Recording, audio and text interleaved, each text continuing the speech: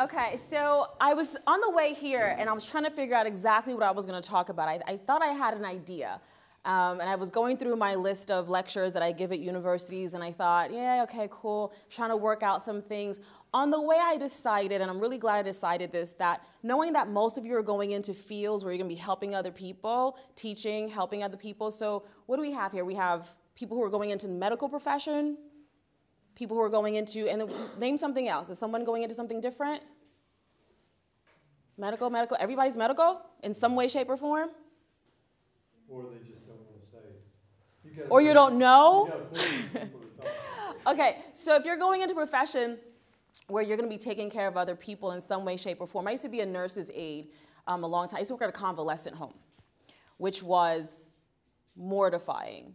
I got to, it was a convalescent home for mostly people who were older, of course, and that is scary because you are faced with your own mortality, and those are the people who you love. You know everyone's going to get old, and some people died in my care, not in my care, on my shift, right, naturally, and having to wrap up dead bodies and things like that. And so I've been in the medical profession, you know, taking temperatures, a lot of triage, of course, preparing bodies for the morgue. There was one guy named Tyrone, I remember, who came in from the prison who had hung himself and was brain dead, had to take care of him, and that's the day that I quit.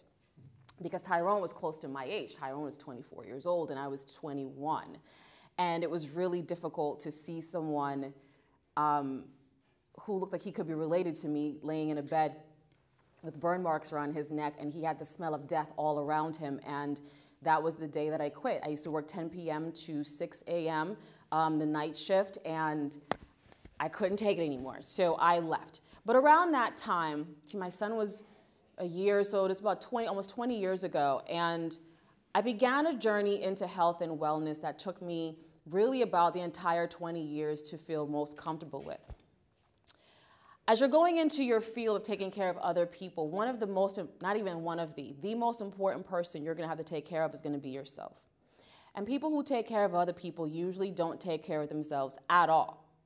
As you guys walked in here today, I see nothing but carcinogens in front of you.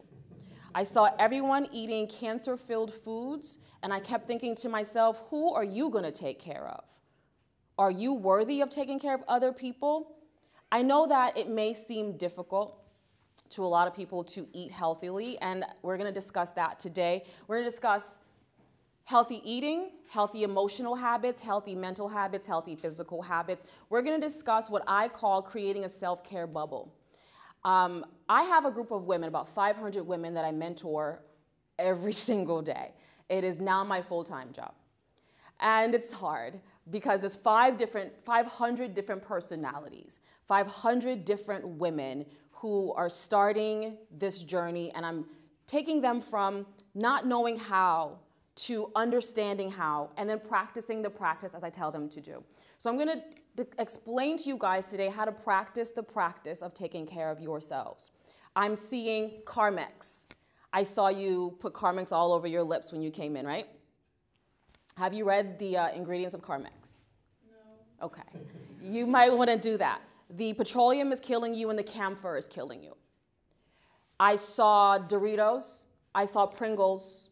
I see bottled juices. I see just random things in plastic cups. I saw your Aquafina water. I'm seeing things that I know for sure. I'm seeing you eating something. I don't know what it is, but what is it? Hot Cheetos?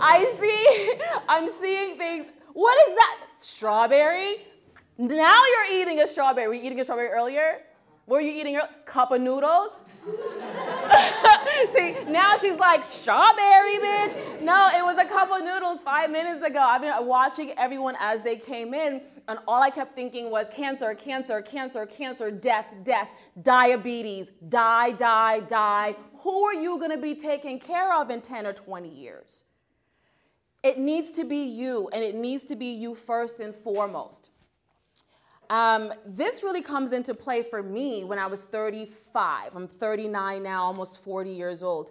And I saw a line on my face. See, this is kind of how it starts, where you don't think about your health until you start looking older, feeling older, or something goes wrong.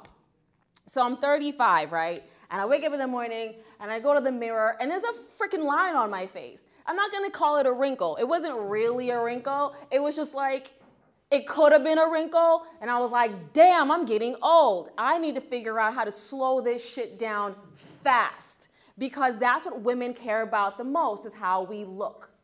We don't care about our health as much as how we look. And every day, women spend lots of time in the mirror getting ready. Not every day, because if you're gonna come to school every day, you ain't trying to be cute for college. You're like, oh, whatever, just throw your wig on and leave the house, right?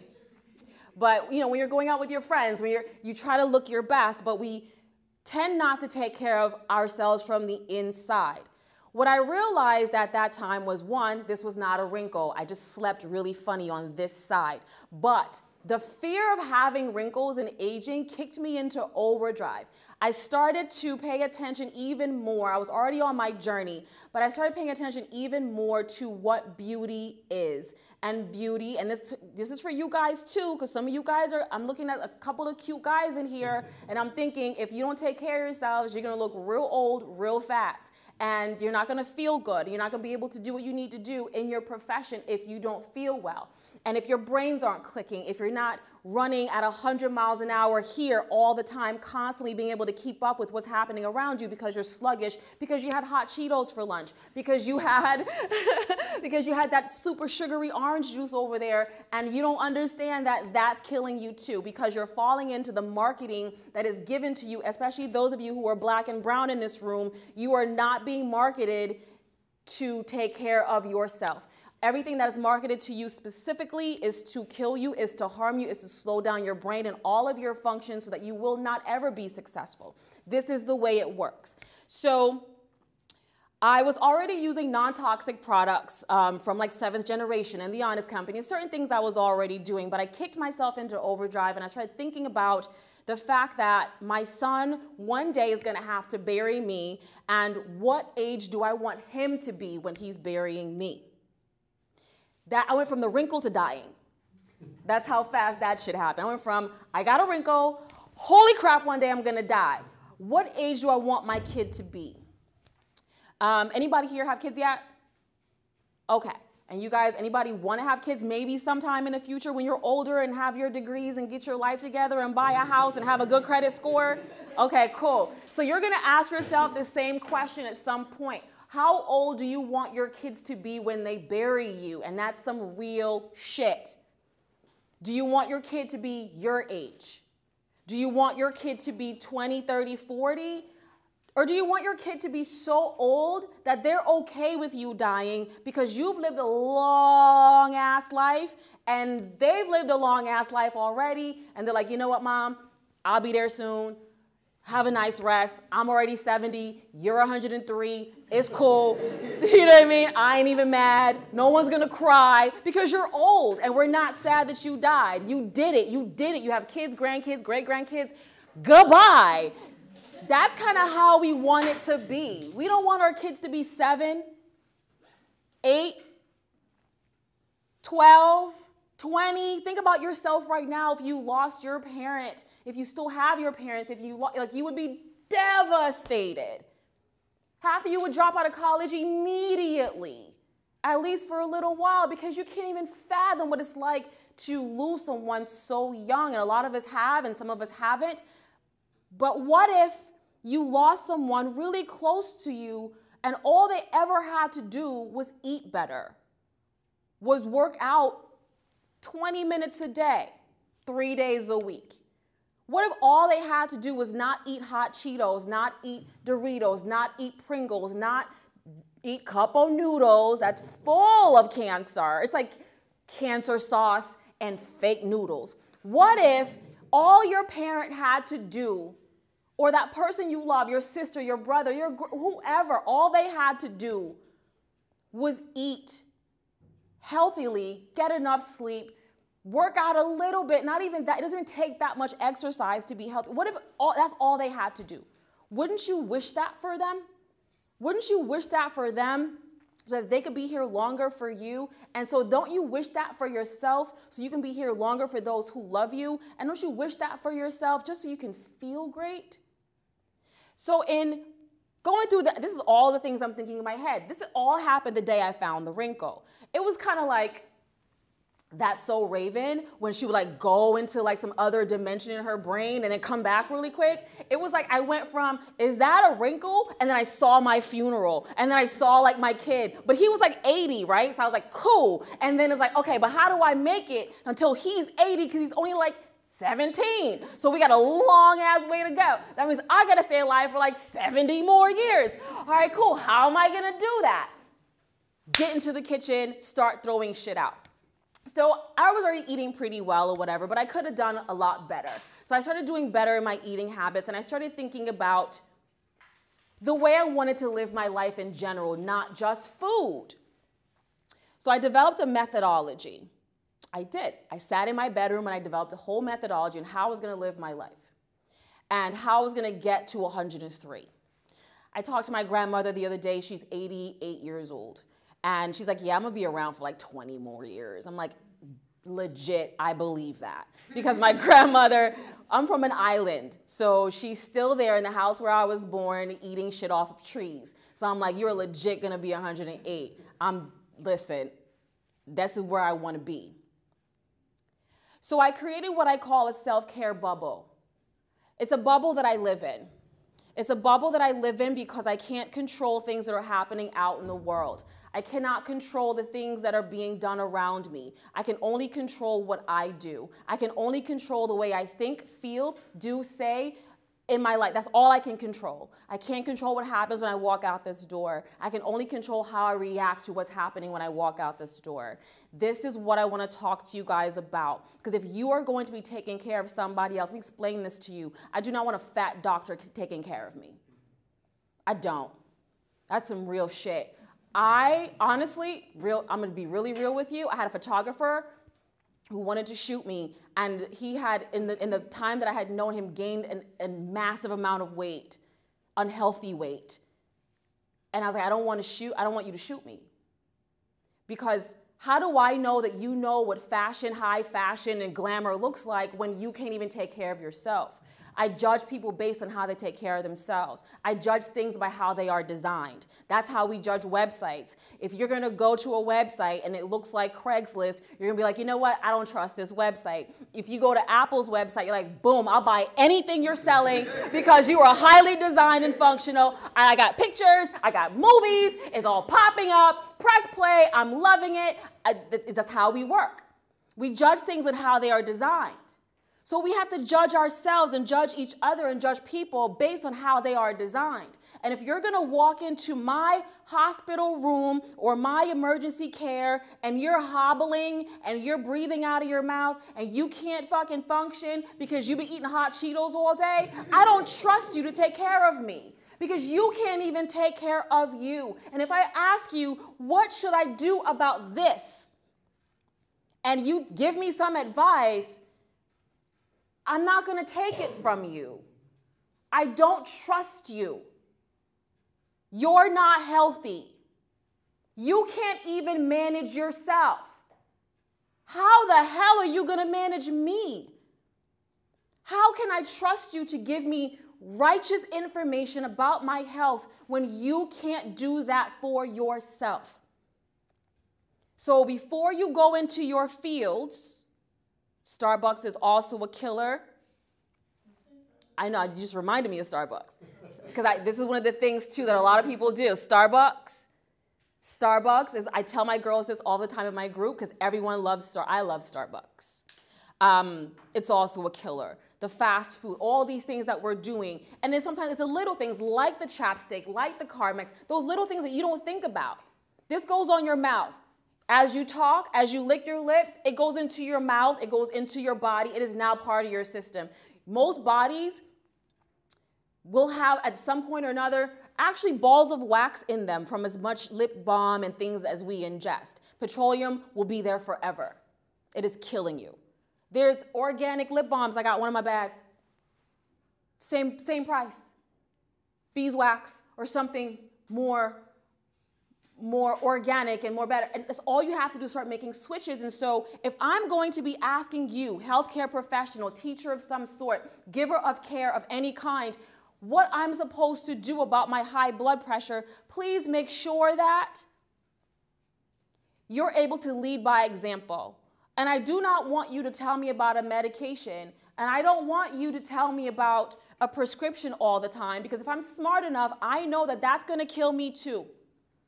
If I'm smart enough as a consumer of healthcare products, I'm already knowing that if I walk into a doctor's office and they write me a prescription, 9 times out of 10, this is unnecessary. Because you're getting paid to write this prescription. This RX is, you're getting paid for this. And you have no idea what you're doing. And sometimes they're writing prescription over prescription over prescription and killing people every day. Getting people hooked every day. How do I get rid of my fibroids? Anybody know? Eat better. Eat better. Exercise. Uh-huh. Yeah.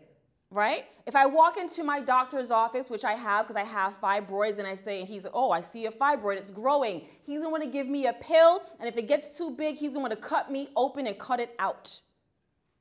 So you know what I did? I figured out what gets rid of fibroids. Maca root gets rid of fibroids. It's at Trader Joe's for like $3. I put it in some warm almond milk, add a little fresh cacao powder. It's like chocolate milk, and my fibroids have disappeared. I go back to my doctor. Wow! It's a miracle! No, doctor, it's maca root. That prescription you gave, he's like, did you fill the prescription? I sure did not. Well, how did you get rid of your fibroids? Fucking magic, okay? Fibroid elves came into my body and it's maca root. It took one internet search for me to figure that out, right? My doctor's not gonna tell me that, although I wish he would. Say, you know what? Here's a prescription if you want it. But you know what really works? Some maca root powder. That's it. Try that first. Come back in 3 months. We'll see how you do. And so what I want you guys to be able to do as you go along your journeys is to try to figure out things that work best for you so that you can tell your patients, tell your clients, tell your whoever, here's what we usually do. Here's what I do at home. I have battled with anxiety almost all of my life.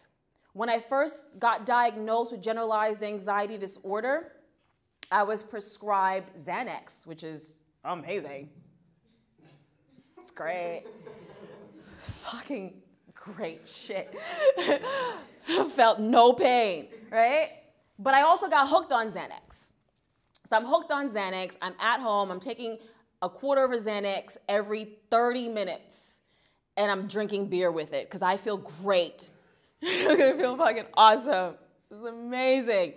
And then I go back to my doctor with my empty Xanax bottle because he gave me like a 3-month prescription and I finished it in like, I don't know, 2 weeks. And he's just like, I was like, yo, I need more. He's like, yeah, I can't give you any more. But I'm like, but why? It's great. I have no anxiety. I feel great. What do you mean? He's like, Karrine, this was like a 3-month supply. You were here like 2-3 weeks ago. I'm like, so it's working, right? It's working. No, it's not working. I can't give you any more. So I left my doctor's office that day like, fuck, how am I going to control this shit tomorrow? So I began panicking. And then eventually I started realizing that it's all mind over matter. I realized that my panic, my insecurity is based on, I realized that anxiety is based on me looking forward. It's based on living in the present.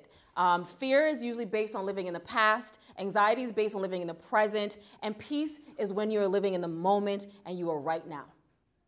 So I began to curb that by not looking too far into the past, into the present or the past, the future or the past. I began to curb my fears and my anxieties at the same time. I began learning how to breathe my way through my anxieties, realizing this is not really happening. I am doing this to myself. This is in my brain. I am making this up. There is nothing happening. And over the years of practicing that practice, I began to ease off of my anxiety. So when I meet people who have terrible anxiety, and two of my friends have horrible anxiety, I am now able to, one of my friends was on my floor 2 weeks ago in a ball, rocking and crying with his anxiety.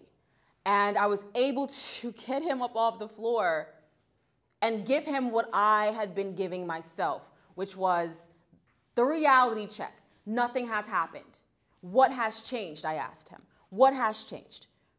Nothing had changed. Your life is exactly the way that it was before you had this attack. You still have your job. You still have your house. You still have your car. You still have money in the bank. You still have to get up tomorrow and do what you got to do. Nothing has changed. You are creating things inside your mind that do not exist. Let's go through it. It took me an hour and a half to go through it with him, but I was able to do that because I do it for myself. You sleepy? You sure? I know, school is hard. I know. And I'm boring. I get it. It's okay. But because I was doing it for myself. And also like foods and things like lavender and things like this that I was using to calm him down. And because I do it for myself. So I could have easily said, you know what worked for me when I had anxiety? Xanax. Because he's rocking. He's crying. This is a grown man in a ball on the floor. I'm looking at my family like, what the fuck do we know? Like, what the fuck? What did you do? But I got to get on the floor now, and I have to talk you out of this shit. And I know how to do it because I did it for myself. So no matter what arm of the profession you get into, it's going to be important, I believe, for you to have experience with healthy ways of controlling diet, emotional stress, so on and so physical ailments. It's going to be important for you to be able to do this on a healthy, natural, organic level for yourself first so that you can be healthy for you, your patients, your people, your life, your kids who don't want you to die when they're 7, because that's going to fucking suck. And then for you to be able to come to your patients or your clients or whoever you're going to be working with and say, hey, listen, this is what we usually do. This is what I'm supposed to tell you. But you know what I do? Try this exercise. Read this book. Do this thing. You ever tried yoga? Meditation is amazing. Here's a meditation tape that I really like. So here's your prescription because it's your choice, but also here's some meditations. Here's the yoga class I go to. Here's the food that I eat that stop this anxiety. Here's the calming tea I use at night to go to sleep because you're having anxiety, because you're not sleeping well. You're not sleeping well because you're overthinking. Here's what I do. I want you to be able to do this, and the only way to be able to know how to do this is to create what I call the self-care bubble. So inside this bubble, here's what happens. People who aren't supposed to be around me get kicked out the bubble first and foremost. Some of the people who stress you out the most are your family and the closest people to you. They don't believe in you. They talk shit to you. They talk down to you. They always have a problem. It's your best girlfriend. She's always crying. It's always some new dude she met last Tuesday she fell in love with, and now they broke up, and now she's crying, and you're like, bitch, we do this every 3 weeks. Can we stop? Can you not fall in love with every guy you kiss? Like, can we? She's got to go. And you may have known her your whole life, but you have to kick her out of your bubble. Sometimes it's your parents, sometimes it's your grandparents, and I know they're old, and you're like, I really want to hang out with your grandma, but you talk too much shit to me, and you keep telling me I ain't gonna be shit, and I don't really want to hear this, and how nobody in our family ever graduated from college, but I'm graduating like next week. Like, stop. I'm doing it. And what you gonna do with that degree? You ain't never go. Okay, you gotta go. I didn't talk to my grandmother, sorry, for 2 years, because she talked shit to me. I was like, I know you old. And I love you so much, but you were talking hella shit right now, and I feel like I'm not in a position I gotta kick you out of my bubble, and I hope you don't die before I let you back in. Because you're hella old, and I don't want you to die before we get to make our amends, but for right now, you gotta go. In this self-care bubble you're gonna create, you're gonna start kicking people out, and they're gonna get their feelings hurt. And you have to be strong enough to not give a shit, because self-preservation is key here. You have to be able to protect yourself at all costs. Because what you don't want to be is someone's nurse, doctor, physician of any kind, triage, I don't care what you're going into, and you got emotional problems. I don't need somebody with an emotional problem trying to put a catheter in me. I need you to be here, focused, not upset because you can't handle your shit at home. Not upset because your mom is talking to you like a dog again and she's drinking again and shit. I need you to be able to focus. So what I need you to be able to do is, from this stage in your life, is learn and continue to practice the practice of kicking people out of your self-care bubble. You have to go. The complaining, the commiserating, the fighting, the drama. You have to go. Because you have to take care of yourself. The next thing you need to be able to do once the coast is clear, and this is something you're going to have to do several times, because, see, sometimes people are cool and then you outgrow them or they outgrow you. Somebody might be cool this year. Okay, girl, you can stay. You cool, you cool, you cool. And 6 months from now, she's not cool no more and she has to go. Now you're stressing me out. Every time I talk to you is a problem. We have to always talk about you. You're always talking about your ex-boyfriend and who he's with now. And then you want to gossip about what Beyonce's doing and whether she had them 2 kids herself or not. Or, you know, whatever's happening, and that has nothing to do with where I need to go. Because in this self-care bubble, you are also forward-focused. You are also looking forward. A lot of people spend a lot of time looking back at shit. So now that the coast is clear, you're forward-focused. You don't have all that noise anymore. People are not in your ear telling you what you can and cannot do, how you should and should not be, whether you're too fat or too skinny or too this or too that.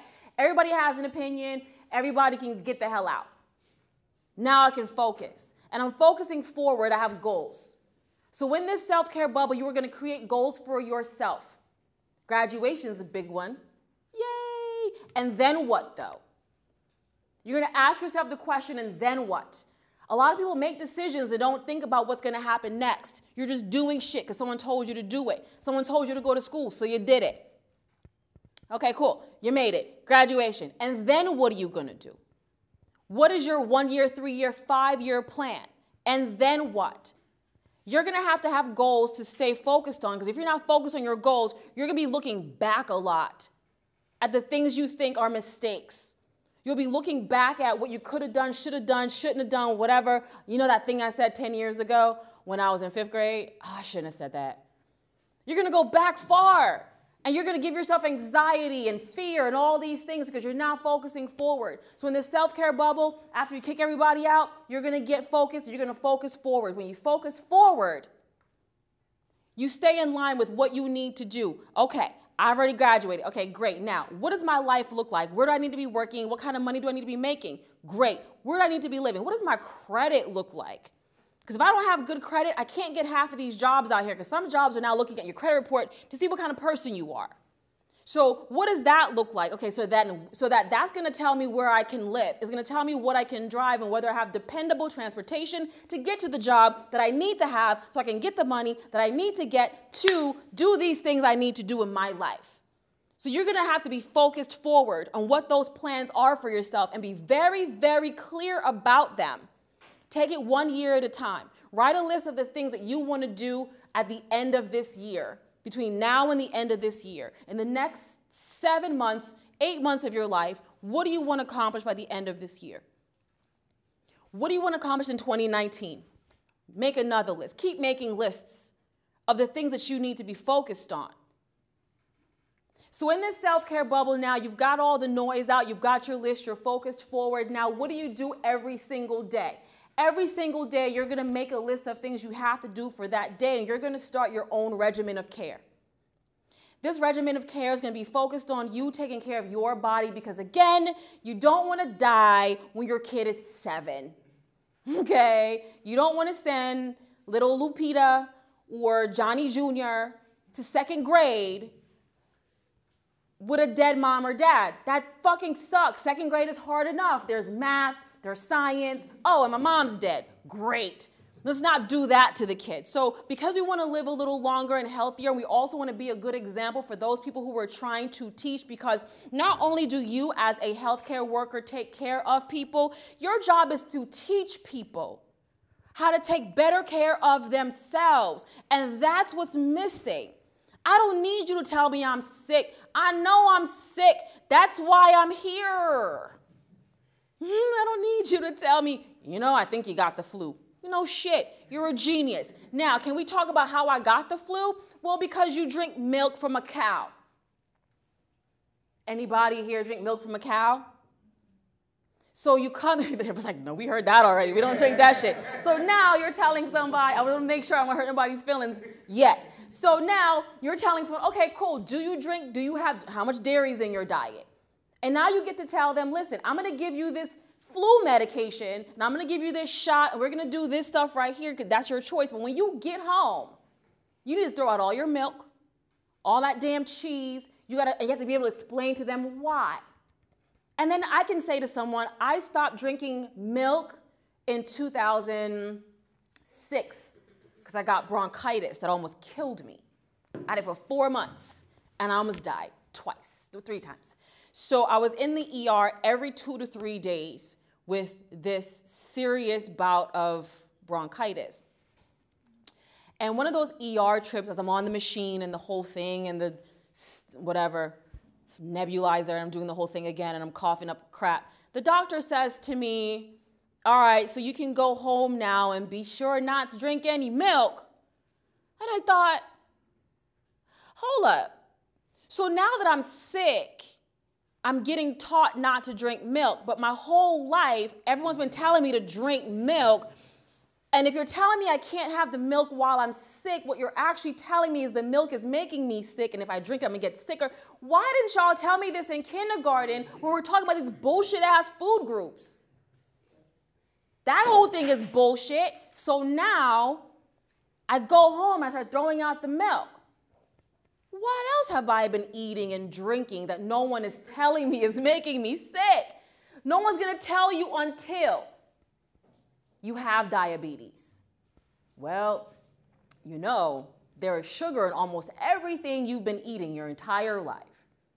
Even the bread. You think that bread ain't got sugar? Got plenty of sugar in it. What? Yep, your whole life. And all the things that you can't pronounce that's on that package of cup of noodles, yeah, those are all carcinogens. They're basically things that we use to clean toilet bowls and pools and shit. But we put it in your food for, I don't know, whatever reason. And then Wendy's is serving you rat meat. They admitted to it. It's rat meat and horse meat. Look it up. It's nothing but a Google search, you guys. And that's why your burger's so cheap. Burger King admitted to serving you horse meat also. And that's why that shit is so cheap. But no one's gonna tell you that. You gotta start looking for the information, all the dog meat that's in the Chinese food because of the Yulin Festival. So where do you think all that dog meat goes every year when they kill thousands of dogs in the Yulin Festival? Look it up, there's pictures. So where do you think all that dog meat goes? It just stays in Asia? And you're ordering takeout, you're doing all these things, right? So in this self-care bubble, you're gonna start kicking people out, focusing forward, and start creating better habits for yourself. Because you don't deserve to take care of anybody else until you know how to take care of you. No one's going to trust you if we can look into your eyes and your eye whites are yellow and your hand is trembling and you're 120 pounds overweight or whatever's happening with you. No one's gonna trust you if you look unhealthy. How do I know that you're giving me the right information? So you're gonna start gathering information along the way. You're gonna start looking for natural things to get rid of whatever. Okay, we have girls in here, right? The guys get grossed out. Well, guys get these too, yeast infections. So I don't have a yeast infection, I'm just saying. So we all have a yeast infection. How do we get rid of it naturally? What are you eating? In the middle of my speech. What are you eating? She's like, yeah, carcinogens, whatever. Like, these carcinogens are good, girl. A strawberry, a mango, gummies. What are you eating? What is it? Peach sour things. Peach. I usually eat fruit though. I didn't pack my lunch today. Right? Yesterday? You're gonna vouch for her? Okay. Okay. You got vouched for. She's like, whatever, peach. They're peach and they're sour, girl. What the hell was I saying? So yeast, we all have yeast infections. How do we get rid of it naturally? Everyone in here has a yeast infection. Let's just say that right now. Okay, let's just say we all have a yeast infection. I was like, yo, how do we get rid of this? We have like $5. How do we get rid of this naturally? Isn't it the yeast off balance of your pH balances? So you would naturally want to eat more yogurts, and that would go through your system. I feel like you're graduating my class right now. All you gotta do is eat yogurt. That's all you gotta do. Men get yeast infections too, so all you gotta do is eat yogurt. That's it. Now, I don't do dairy, but I do it when I feel like something's not right. I'm like, okay, hold on. Because if you go to your doctor's gonna give you what? Monostat. He's gonna give you Monostat. And what's inside Monostat? Does anybody know what's in Monostat? Do any of us know what's in it? No, we just shove it in our vaginas and go about our business. We're just shoving things in our vaginas like, whatever. And you have no idea what you're shoving in your vagina. You have no idea. And then you come across ovarian cancer. You're like, how did I get this ovarian cancer? How did this happen to me? It could have been your tampons too, ladies. Poisonous. Some of them aren't even cotton. If they are cotton, they are treated with pesticides and dipped in bleach.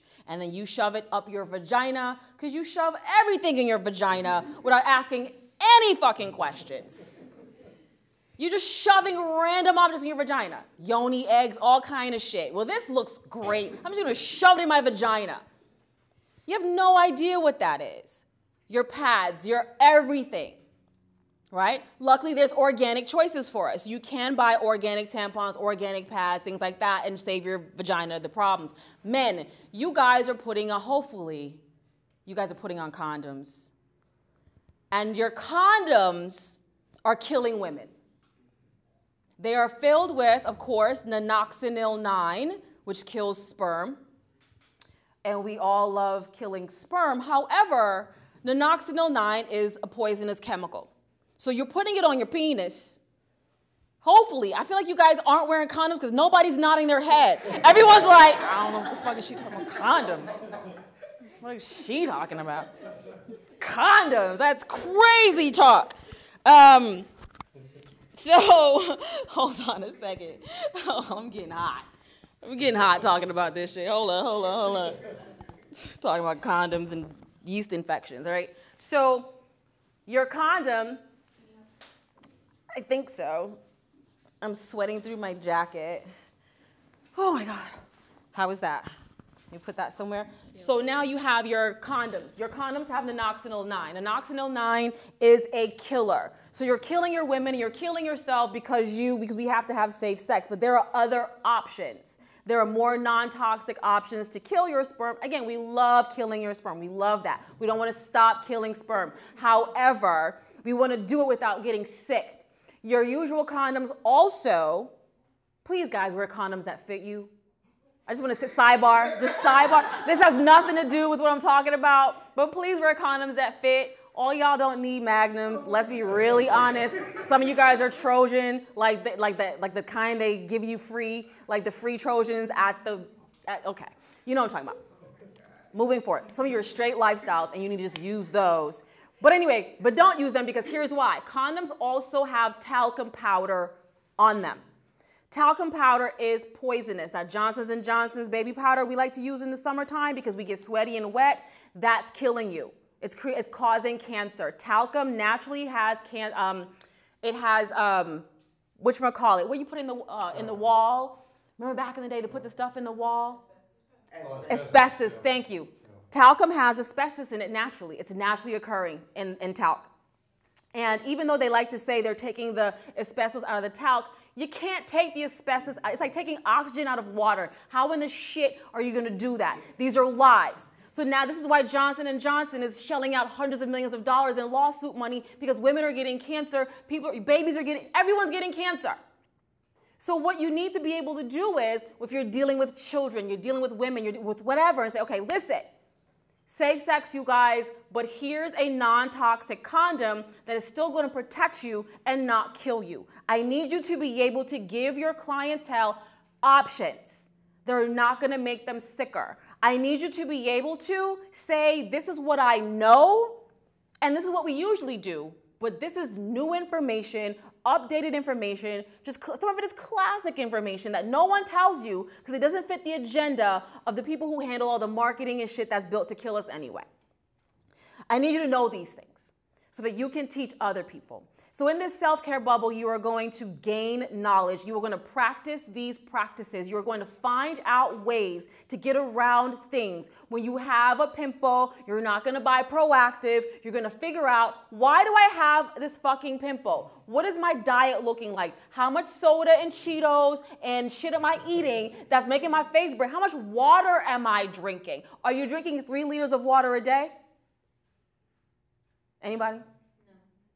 2 liters? 1.5. So you guys need to be at least 2 liters of water a day. The closer you get to 4, the better. Once you get close to 4, you're up to a gallon. That's a lot of water. If you go about 3 liters a day, that's awesome. You're going to see massive changes in your skin, your hair, your nails, everything. The best flush for your body is water. Everyone wants to know what the latest cleanse is. What's the best cleanse? Water. Do you clean your clothes in green juice? No. If you want to wash your clothes, you wash them in water. Water, water, water. Water all the time. This is mango kombucha. We'll talk about that later. I finished my water on the way here, though. It's a big 3-gallon bottle. I mean, a big 3-liter bottle, and it's done. And this is kombucha for my stomach.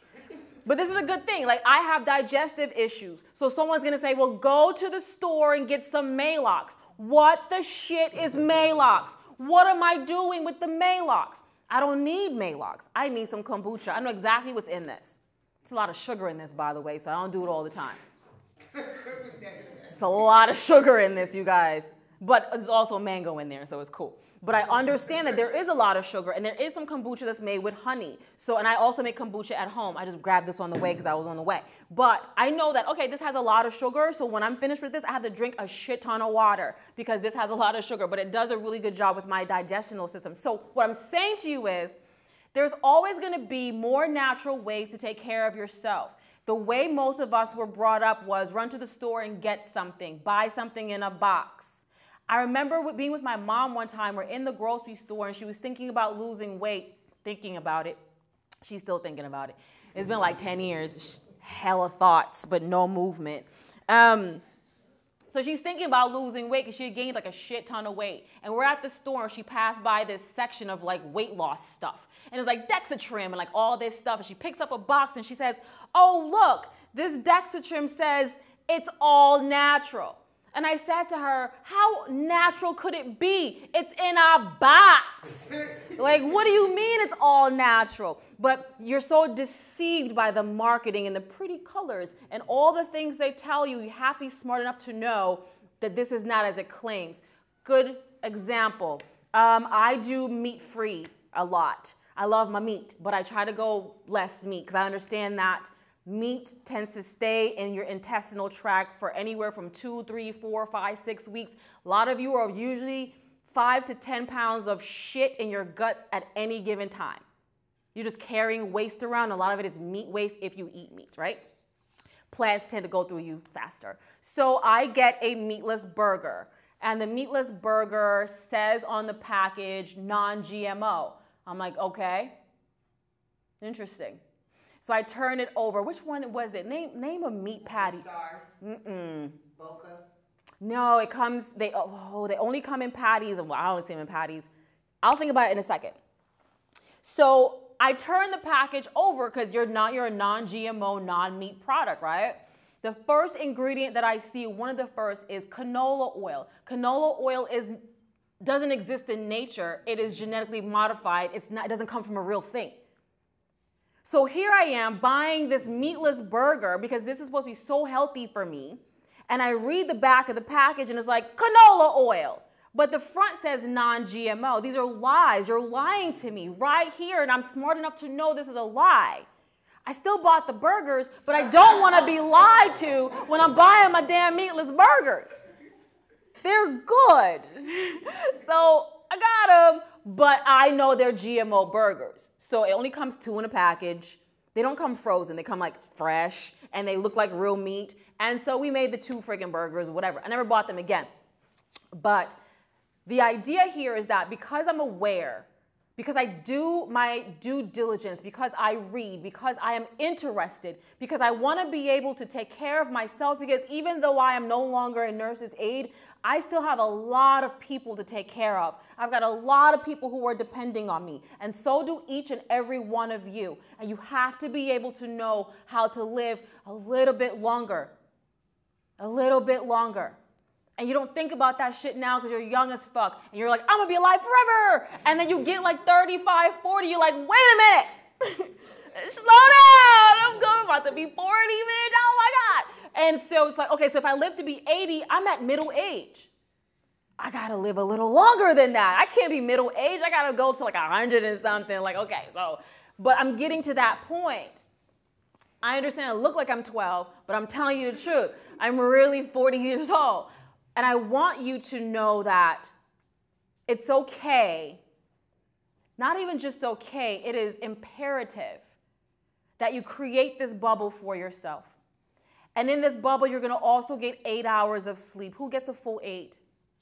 I tried, but not. You don't really hit it? Anybody getting a full 8? No. Holy shit.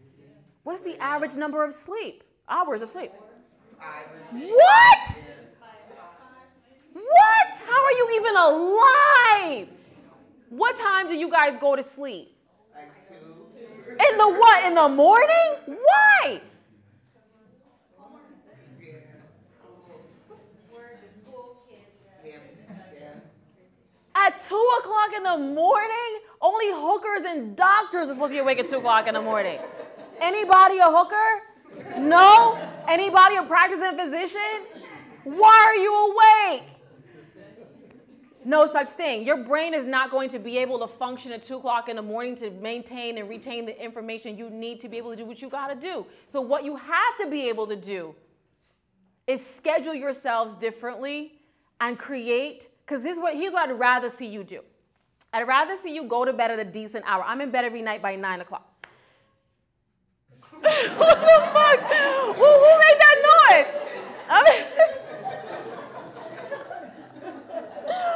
But I'm also up when you guys are going to bed. So I'm getting up at sometimes 10, 11, 12, 1, 2, 3, 4. By 5 o'clock in the morning, I'm up. Sometimes before that. One night I went to bed at 7 because I had nothing else to do. So I was like, boom, I'm going to sleep. I was up at like 3 in the morning, fully rested, ready to go. And I got a lot of shit done throughout the day. The reason why this works better is because it puts you on the natural cycle of the sun, which allows your body to function better. So the closer you are to getting up at sunrise and going to bed at sunset, the better you are. You're less tired that way. So when I wake up at 3, I'm actually less tired than you are at 3 in the morning from staying up the night before. Does that make sense? So if I go to bed earlier, I can get a full 8 because ain't nobody cutting me no checks at certain times of the night. I'm not getting shit done really. What I'm really doing is I'm trying to get shit done, but I'm so exhausted from my day that I'm not retaining what I should be retaining. I'm not working at my fullest capacity. So you're yawning as I'm talking because you're tired. I see you back there yawning because you're exhausted. So I have a method that works for me that I teach the girls in my group, and they're all doing it, and it's all fucking working. Here's what we do. So at night, we drink, and I did it last night. It's great. I call it the Bill Cosby. I'll explain why. So there are teas that are they're herbal teas that will put you to sleep. So I have an herbal tea. There's plenty of them. There's Sleepy Time. Sleepy Time's really good. Sleepy Time Extra, whatever. So I get one of those teas. I steep it in hot water. I let it sit until the water gets chilly. And then I heat the water back up again and steep the tea again so it's really, really dark. And I drink that. When I get down to the very last gulp of tea, I have a drop. This is the Bill Cosby part. I have a little vial that I get it from Whole Foods, but they sell it like other places, called Deep Sleep. It's by a company called Herbs, Etc. It is, I want to say it correctly, it is an herbal mixture that comes in these little drops. One dropper is supposed to be able to put you to sleep for 8 hours. I use 2 because I'm a hard sleeper. I sleep difficultly. Like if I have to go to the bathroom, I'll wake up and be up forever. So I literally, this is where the Bill Cosby part comes in. My husband says I Bill Cosby myself. So because he sees me at night, I bring my tea in and I just like drop these drops in my tea. And he's like, "You're Bill Cosby and yourself." I'm like, yes, because I'm about to pass out. I drink that, I'm out for 8. So I get to control when I go to sleep and when I wake up. For a full 8 and then I wake up, it's early ass in the morning. But I'm very well rested because I'm asleep at the times I'm supposed to be asleep. Sleep is a science.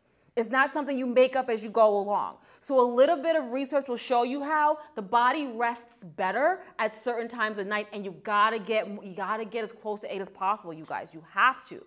What this is gonna do is gonna cut down on stress. It's gonna cut down on rushing, confusion. It's gonna cut down on horrible emotions like anger and anxiety and things like that. You're gonna function better. You're gonna function faster. Your brain's gonna be going 1,000,000 miles a minute. You're gonna have such good rest. You're gonna wake up and jump out of bed. Actually, you shouldn't jump out. You should lay there for just a second.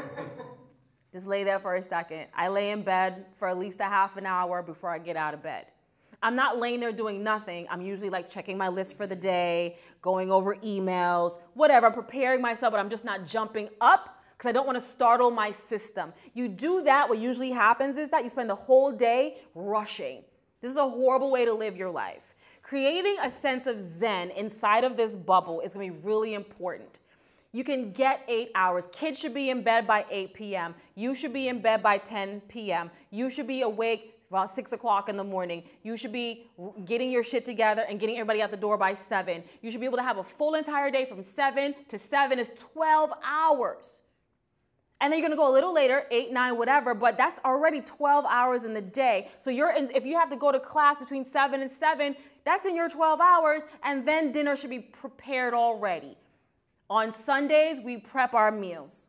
We get our meals ready for the whole week. We don't fuck around because food is expensive and y'all ain't rich. So we go and we shop over at Trader Joe's or Aldi's or someplace cheap but clean, and we get clean food for pennies cheaper than someplace like Whole Foods. Like, who wants to go to Whole Foods? And we prep our meals ahead of time. We take our snacks with us. We have fruit. We have nuts. We have some good stuff too because I love cake.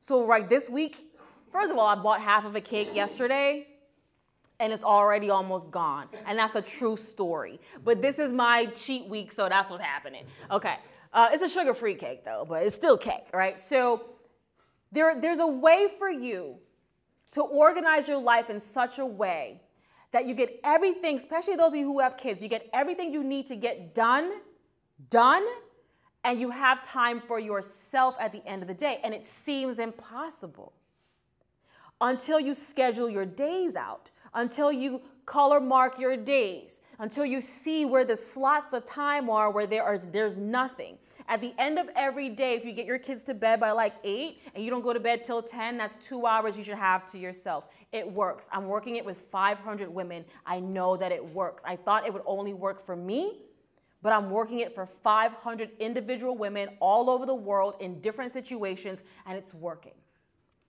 Each and every single one of you deserves peace. You deserve not to be rushing, not to be behind, not to lose attention, to be bored with what you're doing with your day. You deserve clean product. You deserve not to get cancer. You deserve to eat well. You can afford it. That's the other thing. People like to tell you can't afford to eat healthy.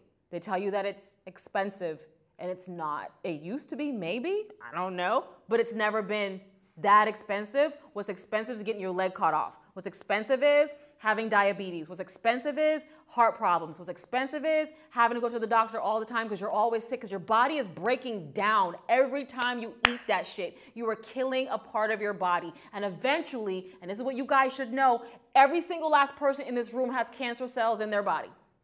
Right now. We have them all the time. And the good cells come around and they destroy the bad cells. Look it up. I'm not a doctor, but I play one on TV, and this is what I've been taught. So you can see actual footage of a good cell coming in, and they say, okay, here's the cancer cell, and it's like Pac-Man, and the good cell comes in, and it literally eats up the bad cell. And it's explained to us that we have cancer cells in our bodies all the time. But if we feed the good cells, they're stronger and able to fight off the bad cells more often. I have not been sick since I stopped drinking that milk in 2006. Haven't even had a cold. It's 2018? Yeah, it's 12 years I ain't been sick. I don't have to knock wood, I just don't drink milk. Done. I ain't been sick and I ain't getting sick. Flu and cold season, I don't have that problem. We don't get flu shots. We don't get flu shots because you don't know what they're giving you. Especially those of you who are black and brown and living in neighborhoods that are not wealthy, they are trying to kill you every day of your life. So we don't get that shit. What we do is we take care of ourselves, we drink a lot of ginger, we do certain things, and we don't touch people that we don't want to touch. We don't talk to too many people during our time of the year. Hey, whoa, all right. We fist bump, like elbow bumps. Okay, cool, yeah. You hanging out with us later? No, it's cold and flu season. I'm not going anywhere. I'm not going anywhere with you. You're about to be sick. I can look at you and tell you drink milk. I'm cool. Do you drink milk? We can't hang out because you're going to be sick this season. I'm going to be fine. So we take care of ourselves in such a way, and we do the research, and we schedule ourselves out so that we have less stress. How many of you believe that you can sleep 8 hours a night? Right? If I block it out, yeah, I can. Do you guys believe you can sleep 8 hours a night? What? What time do your kids go to bed? 9, 10. Too late. What time do your kids go to bed? 9, 10. Wow. Too late. What if you get them to bed at 8? My kid was going to bed at 8 until he was like 15 years old. Go to sleep. What if you got your kids to bed at 8? Wouldn't it be easier for you if you got them to bed? It would be so much easier for you, right? 8 is like the universal kids' bedtime. When I was growing up, all kids went to bed at 8. We start winding them down at 6. The lights start getting lighter. Everything starts going down. TV volume gets turned down. You're having your dinner. We do whisper time at 7. Everybody whispers at 7. It's a game. This is going to calm them down. It's going to keep them calm. No one's running around. No one's talking all loud and shit. Shut your ass up. Shh. The lights start going off. Kitchen lights off. Hallway light gets turned off. Bath time's at 7. Nice warm bath. Little lavender essential oil. Start singing songs and shit. By 7:30, they read a little bedtime story. And then the 3 bears went to sleep. By 8 o'clock, your kid is a 2-hour process. But you're starting that because if your kids can go to bed by 8, you have 9, 10, you can push to 11 depending on your schedule. If you don't have to get up till 8 o'clock, you can push till 12. That's up to you. But you have at least 2 hours at the end of your night to finish getting the house together, put everything away, whatever needs to get done, spend some time with yourself. And then at the end of that 2 hours, you can Bill Cosby yourself and be asleep for a full 8. You don't want to take melatonin. Melatonin is hormonal. So your body will adapt to it and kick it out of you. Actually, it won't adapt to it. It'll kick it out of your system. So after a while, anyone who's taken melatonin will find out that it stops working after a while because your body is protecting yourself from it. It is hormonal. So you want to take something that's herbal. And you can Bill Cosby yourself easy and go to sleep like I do for a full 8. It's about scheduling your life in such a way that you make it easier for you. In your self-care bubble, you are going to manage your stress in these ways. You're going to kick people out. You're going to start eating better. You're going to take things with you, take your lunch like you usually do and take your snacks. It's okay to once in a while love me some Cheetos. I actually haven't had Cheetos in a while. You know what I really want to find? Those old school, the balls, the cheese balls. Oh, yeah, they don't. I haven't seen I never see them. If I can find a bag of cheese balls, it's done. But I don't believe in telling myself I can't have things. I tell myself, just not right now. You know what? If I had a steak, I had some steak like 2 weeks ago from this Mediterranean place, and I was like, okay, I'm gonna have some steak. I'm not gonna have steak again for another month or 2 or 3, just not right now. I can have it, I just can't have it right now because I know what it does to my body. In this place, you're going to get rid of the noise. You're gonna focus forward on your goals. You are going to create a methodology for yourself that is healthier so that you can function better. You're gonna sleep better. You're gonna wake up renewed. You're gonna get to class, do what you have to do, take care of your kids, run your errands, see your friends. You're gonna get to bed at a decent hour because you need that sleep, because you're not a prostitute and you have no business being awake at 2 o'clock in the morning on a Monday. And then when you have the time, you hang out with your friends, you do your thing or whatever. In this self-care bubble, you will find, here's the truth. When you get your shit together, when you really, really, really have your shit together, you find this incredible place of peace that no one could have given you. When everything is running just as it should be, when you are so well organized, when you are taking better care of yourself, when you're aware that, okay, I'm gonna use these organic tampons, I'm not washing my clothes in Tide because that's gonna kill me. Because everything your skin comes in contact with, 65% of everything that touches your skin goes into your bloodstream. Your lotion, your perfume, it's all poison and it's going into your bloodstream. Your deodorant is giving you, you're gonna have breast cancer, sorry guys. Your deodorant is gonna kill you. Is that cool with you? Your Secret, your Dove, you're cool with that? It's gonna kill you. You're good with that? Or do you wanna switch to something more natural? Oh, I have a natural deodorant. I carry deodorant with me because, you know. Schmidt's. So Schmidt's is a natural deodorant. This is lavender. It smells so good. Learning that when you stop putting toxins in your body, you stop sweating out toxins. You stink when you do stink because of the toxins you're putting in. So if you put less shit in your body, less shit comes out of your body. It's like when you drink liquor. Anybody here drink liquor once in a while? Beer, liquor? Anybody gets a little something, right? And then sometimes when you go overboard, the next day you wake up and what do you smell? Liquor coming out of your pores, hella tequila, like, oh my God. You can brush your teeth, you can take a shower, it doesn't matter. Everyone knows you went out last night. Everyone knows exactly what you had. You smell like apple martinis, ma'am. You smell like peach schnapps and debauchery. You need to go home. You're fired, actually. People are gonna start thinking you have a drinking problem, but all you had was some drinks last night, right? So imagine that liquor as food. So those hot Cheetos are gonna come out of your pores. They may not smell like hot Cheetos though. It just might smell like funk. So you're thinking, whoo, I stink. Sweat stinks. Sweat doesn't stink. It's salt water. How can it stink? How? It's water. It's salt. The stink part is you putting garbage in your body. And then you want sweet smelling shit to come out? It's not gonna happen. So now you're gonna put on some super industrial strength deodorant to stop the sweat.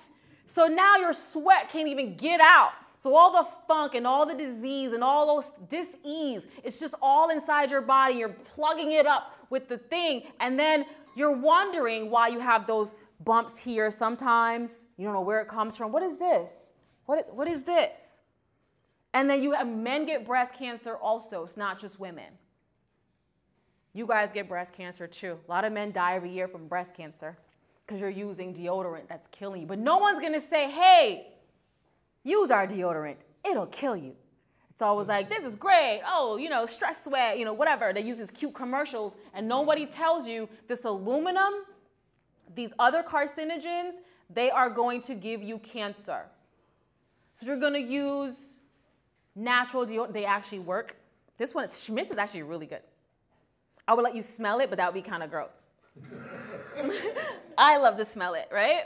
So you're going to use that. You're going to use things that are going to help you live a longer life, that are going to help you not get cancer. There is no way in the world that any of us is going to know our future. But what we know for sure is that we don't want to die when our kids are 7. We don't want to die when our kids are 10, 12, 13, 14. My kid's 20, and I still don't want to die yet. I want him to be old as fuck when I die. I want him to be like 70. We're only 18, 19 years apart, so I figured if he's like 80 something and then I die because I'm 100, then I feel good about that because he won't be too far behind me. And also, he's not gonna feel like it was too soon. I think about that a lot. I think about, well, yeah, ever since that wrinkle that I found, which by the way wasn't a wrinkle, but it just took me into a deep place. To end this, I hope that this makes you think about some things and that, I mean, I'm not able to download everything I know within a 45-minute conversation. So what I hope it does is I hope that it triggers you to spend a little less time on social and more time on the actual internet, you know, where they have all the free information. You know, that part where you can actually learn shit for free, and start looking up certain things. And when you have a headache, don't reach for the Tylenol. Google that shit. You have a phone, Google what natural ways to get rid of a headache. So easy. If you just pinch right here while you have a headache, right here, and you breathe just for a little bit, your headache goes away. Boom, no Tylenol needed. How to fall asleep. You don't need Unisom. You just need some sleepy time tea and some herbal drops. And you're asleep for 8 hours naturally, and you haven't killed your liver. When you start seeing breakouts, start thinking about your diet, how much water. You guys don't even drink any water. You guys are out here with no water in your bodies. That shit is crazy. You got hella juice, though. Hella juice and Starbucks and sodas and other things because they make it easy, right? It's not as if you're riding around and there's a vending machine full of apples and shit. It's like you're on the go, but you have to be mindful, right? So I hope that this talk at least allows you to think about some things. Start searching for things that other people aren't going to teach you, because the name of the game is kill you as fast as we can. Let's get you sick and in the hospital and you don't have the proper insurance or no insurance at all because you can't afford it, so you're gonna fucking die. It is called population control. And we're all part of it. And I want you to, at least after this talk, look at the ingredients of the things you're putting on your body and in your body. Because if for no other reason, at least for me when I started, it was just because I didn't want to get wrinkles. That was my big thing. Like, oh shit, I can't get wrinkles. What do? I threw out all of my toxic stuff out of my house. Everything that I can control is controlled. No detergent is toxic. Everything's non-toxic. Everything. And the stuff that I wash my sheets in, because I thought to myself, I'm laying in this bed for 8 hours a night because I'm getting 8 hours of sleep. But sometimes I'm sweating, I'm hot, my pores are open, and all the things that are in these sheets are going into my body as I sleep. I'm resting on a bed of cancer. I'm wrapped in clothes made of cancer all day, constantly. And no one's going to tell you that. So I hope that after this talk, you at least start looking at ingredients and realizing, okay, I don't know what this shit is, first of all, and I can easily look it up, but I also want things that are at least marketed as non-toxic, and then I'm still gonna check it to see just how non-toxic it is. Down to your nail polish. The things that are in your nail polish are killing you. I just switched to it's not non-toxic, it's less toxic. 8 free nail polish by Butter, by the way. It's expensive. It's like $18. But I'd rather spend the $18. This is the thing, is that you're gonna have to learn how to take money from the bad things and give it to the good things. If you buy less Cheetos, you can buy more non-toxic products. That's what I teach my girls. If you get less weaves and get less nails done, you can buy non-toxic things instead. Realizing some things aren't necessary, but some things really, really are. All right, so I hope that's what you guys take away from this. I wish I could tell you guys more. I wish I had more time. but I do want to take some questions, answer some things, and prolong it a little bit more in that way instead of just rambling on. All right, so that's it for me. Thank you guys very much. Any questions, concerns, comments? Thank you. It is hot in this fucking room. But you know what, guys? That's why I brought the deodorant. Do I have any questions? So you were mentioning about our schedule and being able to sleep at a decent time. Most of us are unfortunately at school at least 8 hours a day, and then we also have to turn around and work and study. So I just was wondering. Give me an example of like what that looks like, right? So like your schedule, for instance, what does it look like? Okay, so I wake up at 6 to get to my workout class at 7. And then usually on those days, I'm here at school from 7 to 7, or I just go to work for about 4 hours because I'm a part-time employee, and then I come back to school at 7. Wait, so you, okay, wait, so. I'm sorry, not at 7, but after, like, I leave school like around 8:30. In the morning? Huh? At night or in the morning? In the morning. Okay. And then I come back to campus at around 1. Got it, because you have to go to work. So you work those 4 hours, right? You come back at 1. Yeah. And then, for instance, so you're here at 1, and then you leave here at what time? 7. Okay. Yeah. And then once you get home, how much time do you have for homework? If I go home, like, it's a wrap. Like, I can't even focus. So I try to stay Good. here until like 10 or something and study and do homework. Okay, so let me tell you what I learned when I was homeschooling my kid. Because homeschool is an interesting, it's interesting because there is no homework, right? Everything is learned when it's learned. We just happen to be learning at home. So homework is not a thing in homeschooling because you're home, right? So in homeschooling him for the latter part of his education, we did it all through high school, the end of junior high into high school. I realized how to change the way his brain worked because he was accustomed to he was in the system, it was, things at a certain time. So in doing that, I was able to teach him how to retain the information in such a way that he didn't have to do as much homework after school was over. So for instance, we would be in school, because there is a schedule in homeschool. It's not just like random shit. It's state controlled, so there is like a schedule. There is a teacher online, and we do it all online, and I was there to kind of be his coach. What I learned with him is that everyone has to find their way, the easiest way for them to learn. The practice needs practice. What I mean by that is that, this is why tutors are so necessary, and most people don't do it. Not everyone learns the same.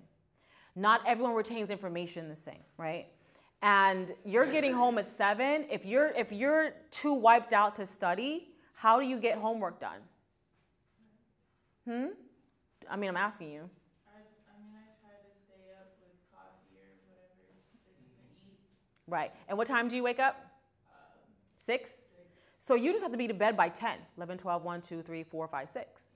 So even if let's say you weren't wiped or you are wiped and you need that coffee, you still have 3 hours, right? Let's just say you're just full of energy for some odd fucking reason. By the way, that maca root I talked about, it's really good for energy naturally. It's great for you guys when you guys work out. It's good for stamina in every situation. And it also heals fibroids. It'll get your periods on track. It's a miracle powder. Anyway, so let's say you have a little coffee, maca root, and you stay up for those 3, you still have 3 hours. In that 3-hour span, you have to be able to be honest with yourself about how you learn. For instance, I know that I don't like to read for long periods of time. So I read in short spurts throughout the day. If I sit down for 2 hours and I can't do it. I just can't, after 30 minutes, I start losing interest. After between 20 and 30. After that time, I'm reading, but I'm not comprehending anything that's happening. So what I will do throughout the day is I will spend 5 minutes reading something. Done. Put it down. Go do what I got to do. If I'm on the toilet, and I have a paper I gotta read, I will be on the toilet straight reading for 2 to 3 minutes and I'm done.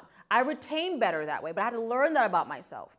So even though the thing is, those 8 hours between night and day, those hours have to be set. So if you're getting home at 7 or 8 or whatever at night, you have to be to bed by 10 no matter what. That means you have 2 or 3 hours at night to do whatever it is you need to do and to do it to the best of your ability. What helps you there is knowing how you learn. So if you can't spend that full 3 hours because you are wiped, spend whatever little bit of time you can, but know and think to yourself, you know what? I need to read this in spurts throughout the day. I need to get this information in a different way and find different ways to do it. No one knows, none of us know what your best way is. None of us know, like what was good for you or good for me may not be good for anybody else. So each and every single one of us has to be honest with ourselves about not learning the way other people learn. Because the school system, all school systems are built for all of us to learn the same at the exact same time, which is why I really enjoyed homeschooling my kid, because I realized that he was failing in his regular classes, not because he wasn't smart. He was really smart, and I knew that when his teacher said, I want him to go to honors classes, but he was getting an F. And I thought, hold the fucking phone. You want him to go into an honors class, because I mean, we all know he's brilliant, but you're giving him an F. So why are you giving him an F? Because he's not learning the way you want him to learn, when you want him to learn, how you want him to learn. So when I began homeschooling him, I was able to see how he learns because he had more leeway, right? So that's when we all started in the house, started doing things differently. So even though you're in a system that dictates when you go to class, when you go home, you need to be able to figure out what your pressure points are and try not to hit them. So no matter what, you guys, no matter how early your day starts, if you can get your ass to in bed by 10, you still have what? So what's the latest? Who's here? Who's up past 7? 1. Why are you up till 1? What time does your day really end? 1. What time? I don't get home until 11, 12. Right, and then what time do you have to get up in the morning? Depends on the day, but I'm going to say 6. So you only have 5 hours. Sometimes 4, studying an hour. Depends. And where are you working till 1 o'clock in the morning? You're the hooker? No, joking. So, huh? Fast food. Fast food. Okay, so here's the question. What's your school hours? They're sporadic, but most of the time, I say, it also depends, because sometimes I work multiple jobs a day. So, it depends. I'm done with school Mondays and Wednesdays at 1 In the afternoon? in the afternoon. And then I have work at 5, but before then I tutor. Okay, so you're overloaded. Basically. You've overloaded yourself. You've overscheduled yourself. Once you figure out this simple equation, if I go to bed by 10, I can get up by 6. I don't schedule anything in those hours. It's easier said than done, I understand. But if there's any way in the world, because you're overloaded and your schedule should not be that way, because you're not going to be working at your best capacity no matter what you're doing. Whether you're at work or at school, you're not at your best. So no matter what, if I know that I have to be in bed by these times, I schedule my day around those times. And nothing comes after 10 or before that wake-up time. You know what I mean? Or whatever that wake-up time is, usually 6, sometimes earlier for me, depending on when I go to bed. I think it's important, most people overschedule themselves. And that's gonna be an issue. Especially students, most of you overschedule yourself. You feel a lot of pressure to do and to be and to do all these things, and you're tutoring and you're working and you're going to school, and it's a lot. I understand, easier said than done, but if there's any way in the world that you cannot overschedule yourself, do not do it. Once you have your set time, if I'm gonna be asleep from 10 to 6, and if that's my priority, because sleep for me is a priority, just like food is a priority. Those two things are priority. Because if I don't have proper sleep, I can't be really good at my job. I can't be really good with my family. I can't be really good. I'm also in school. I can't be really good at school. I can't do shit if I don't get 8 deep, not bullshit hours either. I need deep ass sleep. I need I need to snore. I need drool coming. I need a hard sleep. Because if I get one of those bullshit sleeps, I'm a wreck the whole rest of the day. And if you feel anything like I feel when I'm tired, I know you're running on empty all day. So I would reconsider my schedule. I would reconsider my schedule to something that makes more sense and allows me that 8 hours of sleep. 7, okay. I would even go for like a 6 sometimes. But you want to get as close to 8 as possible. It's scientifically proven this is what's going to help you succeed in life. Any other questions? You have a question? Oh yeah, I had a quick question. Sure. You mentioned how anxiety is usually due, or the way I understood it, is usually due to like looking into the past too much and then too much into the future, basically not being in the moment. But you also spoke on focusing forward, so I just wanted Good. to know, how do you balance? I got this question the other day in my group. I get this question a lot. The difference between anxiously looking into the future and focusing forward is not worrying about it, right? So for instance, when I have a set of goals. Here are my goals. Here are my 5 goals for the end of the year. By the end of the year, these 5 things need to be done. Those are my goals. They don't give me in. I'm not anxious about any of this. These are my goals. The difference between that and worrying about the future is what if? What if this doesn't happen? What if I don't make it? What if they don't call me back for that job? What if I'm not good enough? What if? I'm not asking questions of my goals. These are my goals. Those are set. I have no questions. I know exactly what I'm doing by the end of this year. These things right here are gonna happen, period. That's what I gotta do. The anxiety part says, I don't know if this is gonna happen. What if this is gonna happen? What if it doesn't happen? What if I don't get it? Oh my God, okay, so what if that goes wrong? What if my car breaks down on the way to work? What if, now you're all in all of these questions. Goals are not questions. These are statements I've made. Here's my statement for the year. People like to make resolutions at the top of the year. I don't make resolutions. Resolutions are bullshit. I make goals the year before for the next year. So by October, I'm setting my goals for the new year. Resolutions usually come when people are drunk. It's New Year's Day. You're hella drunk. You don't smoke some weed. You're dumb high. And you're like, I'm going to be a doctor. No, you're not. Not like this, you're not. So you want to make your resolutions before the new year. I do it in October. Of the year before, the last 90 days of the year. I call it my 4th quarter cleanup. I get all of my shit done, whether it's little things like, okay, I need to get new windshield wipers, fine. I need to get better insurance, great. Whatever those little things are that I've been putting off all year, I get them done at the end of the year, and I set my goals for the following year. Goals are statements. So that's not a question. Here's my goal. I need to finish school. I need to get my credit to a 720. I need to do boom, boom, boom, done. There's no anxiety there. Those are my statements. These are my personal statements of the things I need to get done for myself.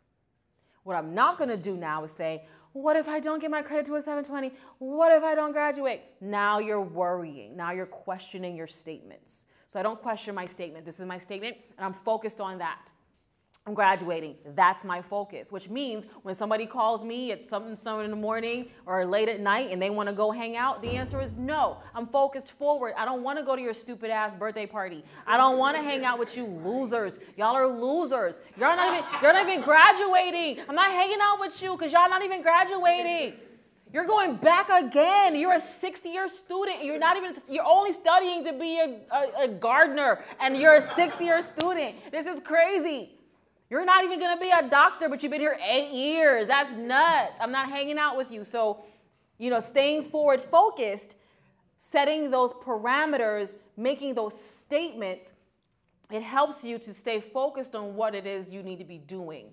So you're not blindsided by the noise and you're not drawn away by the, hey, come over here. Hey, listen to this. I'm focused. I'm good. I'm straight. So that's going to be your difference. Statements versus questions, right? You're welcome. Anything else before you guys got to go? I just want the proper spelling of the maca root. M-A-C-A. Okay, so Maca root. Yeah, M-A-C-A on the maca root, and I always say cacao. Most people like chocolate, so we don't do cocoa, we do cacao, which is C-O-C-A-O, which is different than cocoa. You said maca root, cacao, and what was the... And I just mix it with almond milk or any kind of vegan milk that if you don't like nuts, you can do oat milk, you can do a hemp milk, you can do a whatever kind of milk that's not animal fat. You have a quick question? Yes. Is there a question? Ask what you use for your sleep. Okay, so for the sleep, there's a sleepy time tea. You find it at the grocery store. It's got a little bear on it. Super cute, right? But make sure you steep it. Most people don't do their tea properly. What they do is they wait till the water, they try to drink it before the water gets cold. Let it steep. I put a spoon on it to press it down so it stays under the water. And I let it sit till that water gets chilly. Then I heat that back up again. Then I put the bag back in it. So that way it gets darker. You want it to be really dark in color so you know you're getting everything out of that herb that you can. And then the drops that I use are called Deep Sleep. They're from Herbs, etc. I get them online. They're like $11, but they work really well. Your body takes about 3 days to get accustomed to those drops. So don't freak out if they don't work in the first 3 days. But I put it in my tea at the very last minute before that last gulp. I actually use double droppers. It says 1 dropper full, which is about 30 drops. 1 dropper full, but I double because I gotta hit that good sleep. I have to, because I'll wake up and then I'll just be up. I'll go to the bathroom, never go back to sleep again. So I do double drops, and when I do double drops, I hold my pee all night. And I wake up in the morning like, ah. But I hold that sucker I don't even wake up, I just hold it all night. So those 2 things are gonna help you guys get to sleep on cue, because sometimes when your schedule's crazy, you have to be able to sleep wherever you can get it. That's the other thing. Intermittent sleep also works. So if you have 2 hours in the afternoon, another couple of hours later on, and then you can sleep for maybe 6 hours that night, at least you're catching these intermittent naps that'll help you get 8 hours or more of sleep a day. So if you only have an hour, you might need to just hit some of that tea real quick, hit a couple of drops, sleep for an hour, wake up and go. So wherever you can get your sleep, you gotta get it until you can get a full 8. Try not to schedule yourself so crazy, guys, though, because you're not working at your best capacity. It's gonna cause stress, weight gain, all kinds of shit. All right, anything else? I wish we had so much more time. Thank you so much. You see why I bring her back. She's just fantastic. So, thank you very much. Thank you. I hope I've been a little helpful. Thank you, guys.